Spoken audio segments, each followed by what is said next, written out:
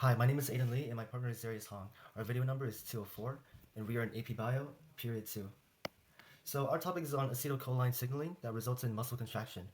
This is an example of ligand-gated ion channel. So acetylcholine, which has a formula like this. Okay, so this is a hydrophilic neurotransmitter and this contains a charged nitrogen and a carbonyl group.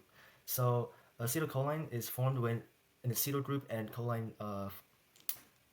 bond, and choline is found in foods and produced naturally in the liver, while acetyl-CoA is mainly derived from pyruvate during cellular respiration.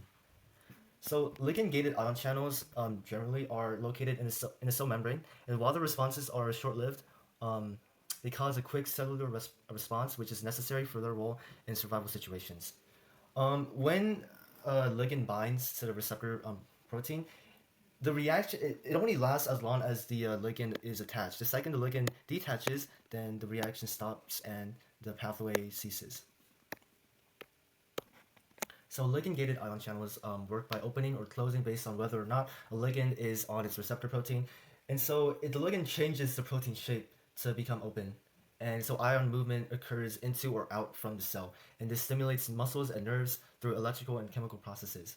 So for muscle contraction in this case, it would involve sodium. So a bunch of sodiums go in, and this requires two acetylcholine molecules to bind to the sodium channel to open it.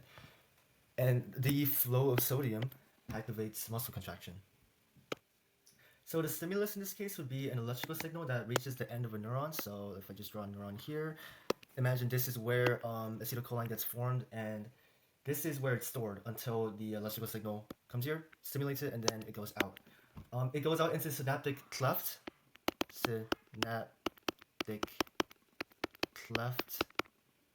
wow, that's horrible, which is a space between nerve cells.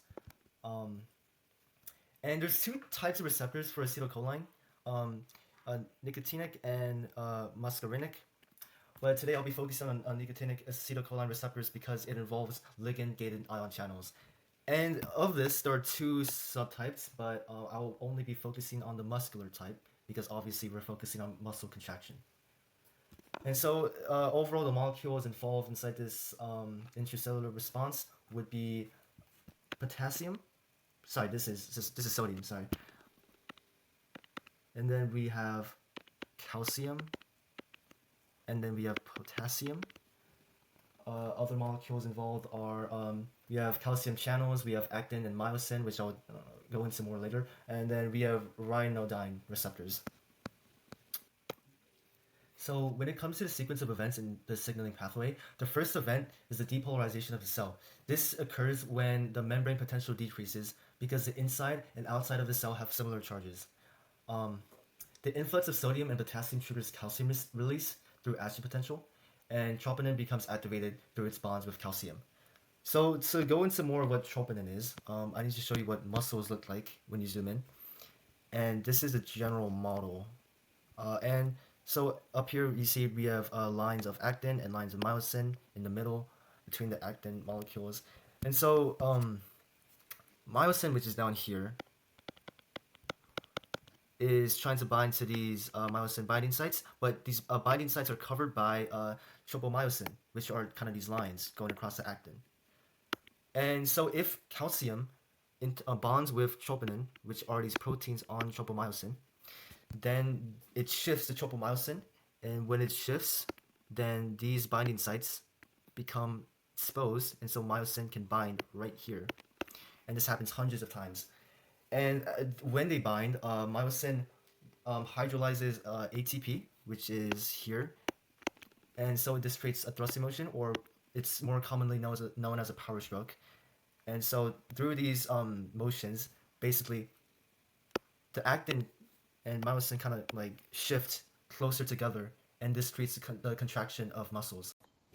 So acetylcholine, or ACH, is a excitatory neurotransmitter,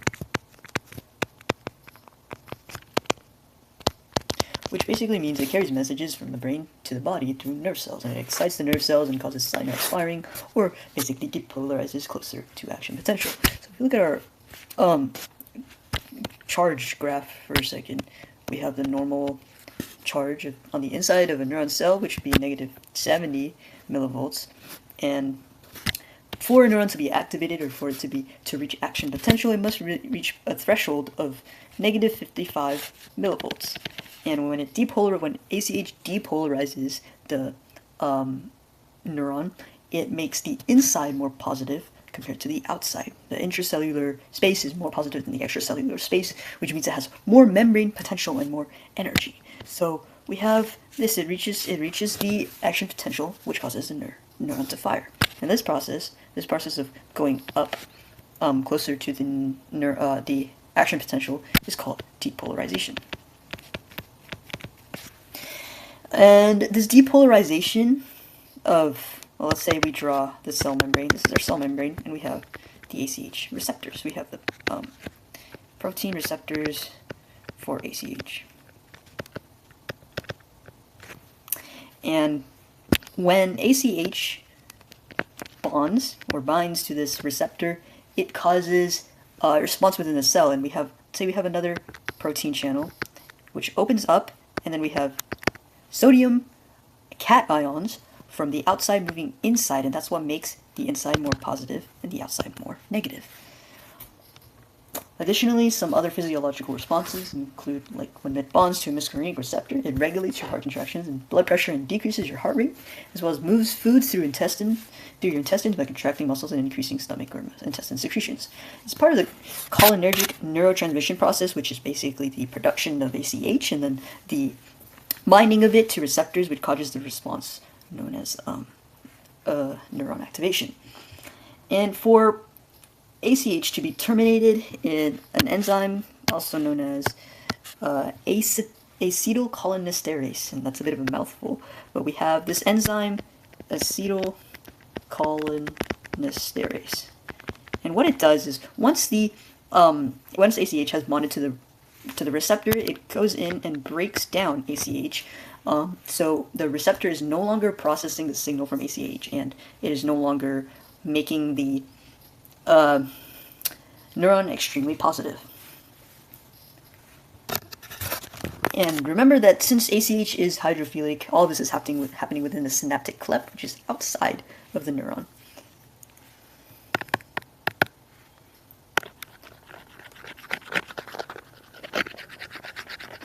Alright, let's talk about ACH agonists. And the agonist that we have decided to focus on is nicotine.